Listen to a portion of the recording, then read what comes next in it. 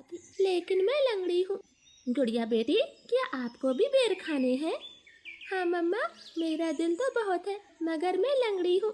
मेरी बेटी लंगड़ी है तो क्या हुआ, उसकी माँ तो स्वस्थ है। चलो आज मैं आपको बेरी के पेड़ पर ले जाती हूँ। आप भी जग्गू कुक्कू की तरह डाल पर बैठकर खूब बेर खाना। अब जल्दी चलो। फिर एक टोकरी में गुड़िया को बिठाकर मम्मा चिड़िया भी घर से बाहर चली जाती है। खट्टा मीठा बेर है, दिल कर रहा है इसकी गुठली भी खा जाऊं।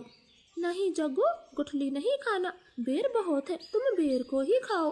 मैं तो कुछ बेर अपने घर भी लेकर जाऊंगा। कोको दोस्त, वो देखें, आपकी मम्मा भी इसी तरफ आ रही है, शायद उन्हें भी खट्टे मीठे बेर खाने होंगे। फिर मम्मा चिड़िया गुड़िया के साथ पेड़ पर बैठ जाती है। गुड़िया तो कई महीनों के बाद घर से बाहर आई थी, वो बहुत खुश होती है। यहाँ कितना अच्छा लगता है, खुला आसमान, चारों तरफ पेड़ पौधे और ताजी ताजी हवा। लो गुड़िया बहन, ये बेर खाओ, ये और भी मजेदार है। ऐसे वो तीनों गुड़िया को बेर तोड़ तोड़ कर खिलाते हैं। दूर छिपी हुई बुरी चील उन पर नजर रखे हुए थी। अरे वाह, एक साथ चार चार शिकार है, किसी एक का खात्मा तो हो ही जाएगा, बड़ी तेज भूख लगी है। फिर वो बुरी चील धीरे धीरे बेरी के पेड़ तक पहुंच जाती है और एकदम से उन्हें घेर लेती। जग्गू और कुक्कू तो डर के मारे मम्मा चिड़िया के पीछे छिप जाते हैं। सब ऐसे ही खड़े रहो, अगर एक भी भागा तो कच्चा चबा जाऊंगी, बड़ी तेज भूख लगी है मुझे। नाना चील जी, हमें जाने दे, हमारी जान बख्श दे, छोटे बच्चों पर रहम करें। नाना चिड़िया, किसी एक को तो अपना शिकार बनाकर ही खाऊंगी। चील उनके सामने बैठी थी, तभी धीरे से जग्गू कौवा कुक्कू के कान में बोलता है, कुक्कू दोस्त, इस चील को गुड़िया को सौंप देते हैं, वैसे भी गुड़िया लंगड़ी है, ये जी कर क्या करेगी, कम से कम हम तीनों की तो जान बचेगी। जग्गू की ये बात सुनकर कुक्कू तुरंत अपनी माँ से बोलता है, मम्मा मम्मा, गुड़िया को यहीं छोड़ दो और चलो यहाँ से, हम अपनी जान बचाते हैं।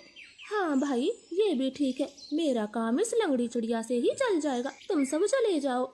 चील ने इतना कहा ही था कि तभी रानो चिड़िया जोर से चील को धक्का मारती है और पेड़ से नीचे गिरा देती। जग्गू कुक्कू, गुड़िया को साथ लेकर यहाँ से भाग जाओ, मैं इस चील को आपके पीछे नहीं आने दूंगी, बेटा जल्दी से भागो यहाँ से।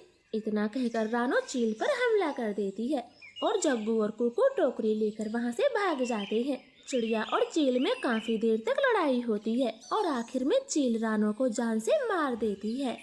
मरगी, छोटी चिड़िया मरगी, मुझसे लड़ने चली थी, अब तेरा मांस में मजे से खाऊंगी। कुक्कू भाई, मम्मा अभी तक घर नहीं आई। मम्मा को चील ने मार दिया है, वरना वो अब तक आ जाती, क्या जरूरत थी मम्मा को वहाँ ले जाने की। भाई, अगर हम वहाँ न होते तो वो बुरी चील आपको खा जाती, आप ऐसा क्यों बोलते हो? नहीं, हम चील के हाथ कभी ना आते, वो तो तुम साथ में थी, इसलिए मम्मा ने चील से लड़ाई करने की सोची। तुम लंगड़ी थी ना, माँ को तेरी वजह से मरना पड़ा, अब तू ही माँ की हत्यारन है, समझी? ऐसे कुक्कू तो गुड़िया को ही दोषी ठहराता है। अब गुड़िया का ध्यान रखने वाला कोई नहीं था।